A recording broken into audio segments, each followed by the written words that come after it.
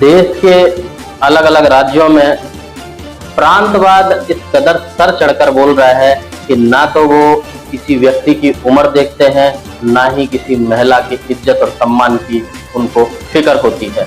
नमस्कार, आप देख रहे हैं सालासन न्यूज और मैं हूं विनय प्रजापति। लगातार देश के अंदर गृह युद्ध जैसे हालात बनते जा रहे हैं, या फिर ये कहना भी गलत नहीं होगा कि कहीं ना कहीं गृह युद्ध होने भी लगे हैं।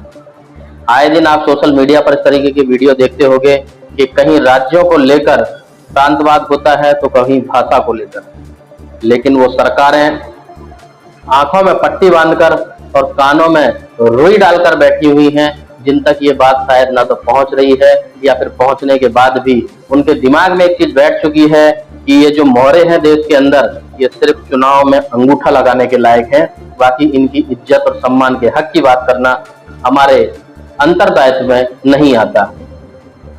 देश के अलग अलग राज्यों में आप देख रहे होंगे कि कुछ लोग जो प्रांतवाद करने में कहीं ना कहीं इतने आगे निकल चुके हैं कि वो ये भी भूल चुके हैं कि वो वर्दी में है, या वो खाकी कपड़ों में है, या फिर वो सफेद कपड़ों में है, या फिर किसी धर्म से जुड़े हुए हैं, या किसी संगठन से जुड़े हुए हैं। इन सभी चीजों को नजरअंदाज करते हुए, नकारते हुए वो प्रांतवाद इस हद तक करने लगे हैं कि कभी महिलाओं के साथ बदतमीजी करना, यहाँ तक कि पुरुषों के द्वारा महिलाओं के ऊपर हाथ उठाना, मारपीट करना, गाली गलौज करना। जो सोशल मीडिया पर वीडियो वायरल हो रहे हैं, क्या वो सरकारों को दिखाई नहीं दे रहे हैं? चाहे वो राज्य सरकार हो, चाहे वो केंद्र सरकार हो, चाहे वहां की प्रशासन हो, लेकिन कहीं ना कहीं इन मामलों में सभी के सभी मिले हुए हैं। शर्म की बात तो तब है जब उन्हीं देवी देवताओं को पूरे देश में, हर राज्य में आप सभी एक होकर पूछते हो। उस राम की आप बात करते हो, वो चाहे आप किसी भी राज्य के हो, उस कृष्ण की आप करते हो, फिर आप चाहे किसी भी राज्य के हो, लेकिन वहीं जब आम इंसान आपके राज्य में आकर रहता है तो उसके साथ बदतमीजी करना, बदसलूकी करना, उसको औकात दिखाना, और ये आम लोग बहुत कम, ये कहीं ना कहीं शासन प्रशासन में बैठे हुए लोग सबसे ज्यादा करते हैं। लेकिन शर्म की बात है कि ना आप महिलाओं की इज्जत को देख रहे हो, ना उनके सम्मान को। बीच चौराहे पर, बीच बाजार में उनकी आप इज्जत उछालने में लग पड़ते हो। ये वही लोग हैं जो धर्म का ठेका लेकर घूमते हैं समाज में। ये वही लोग हैं जो माताओं बहनों की बात करते हैं। ये वही लोग हैं जो नारी शक्ति की बात करते हैं। लेकिन कहीं ना कहीं हर किसी को या तो फेमस होना होता है, या उनके राज्य में कोई आकर रह रहा है सालों से।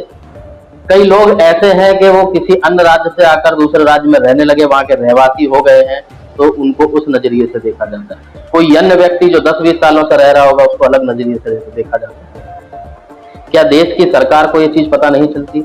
अगर पता चलती है तो क्या इसके ऊपर कोई कार्रवाई होती है? लेकिन जिस तरीके से प्रांतवाद को कहीं ना कहीं बढ़ावा दिया जा रहा है, ये देश के लिए एक बहुत बड़ा खतरा है। हमें पाकिस्तान, चीन, बांग्लादेश, अमेरिका से खतरा बहुत बाद में है, लेकिन उससे पहले कहीं ना कहीं हमें इन राजनेताओं से, ऐसी छिछोरी जो राजनीति है उससे, और जो राजनीति के लिए लोग यूज किए जा रहे हैं उससे।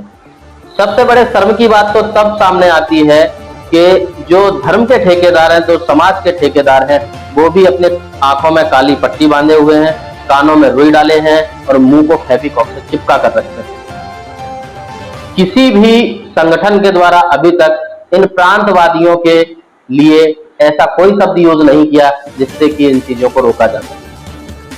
जब बात आती है किसी गाय की, अगर एक धर्म का व्यक्ति उस गाय की हत्या कर देता है तो उसे छोड़ दिया जाता है। वहीं किसी दूसरे धर्म का व्यक्ति जब गाय को मारता है तो देशद्रोह बन जाता है, मुद्दे बन जाते हैं, झगड़े होने लगते हैं, जुलूस निकलने लगते हैं।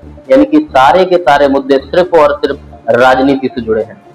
शासन प्रशासन को या राजनेताओं को आपसे कोई लेना देना नहीं, आपकी सुविधा से कोई लेना देना नहीं, लेकिन आप सभी को समझना होगा, देश की सरकार को समझना होगा कि इस तरीके के मुद्दे जब देश में बन रहे हैं तो आप भारत पाकिस्तान से तो बहुत जल्दी हार जाओगे, क्योंकि जब आपके देश के लोग ही आपके साथ नहीं रहेंगे। ऐसे मुद्दों पर कहीं ना कहीं सख्त और कड़ी कार्रवाई होनी चाहिए, फिर वो कोई भी व्यक्ति हो।